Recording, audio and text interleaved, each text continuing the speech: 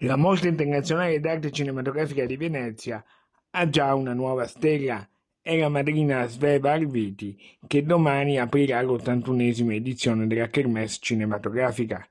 In pochi secondi il suo modo di fare ha già conquistato tutto il lido. Molto bello, molto in qualche modo familiare, è una grande famiglia quella della Biennale e questo si sente, quindi sono molto contenta di essere qui e di iniziare questo viaggio insieme a tutti voi.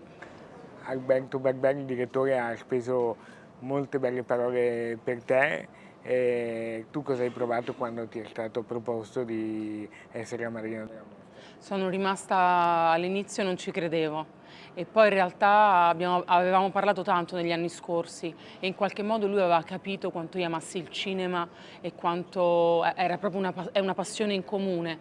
C'è un'attrice che ti ha ispirato, magari non so, da bambina o anche adesso?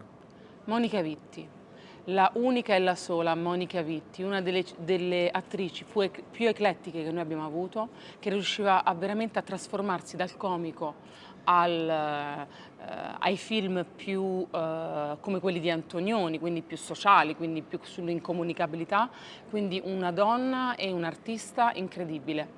Questa mostra arriva in un momento storico, sociale non facile per il nostro paese, per il mondo. Penso per esempio alle tante guerre che ci sono e tanti problemi.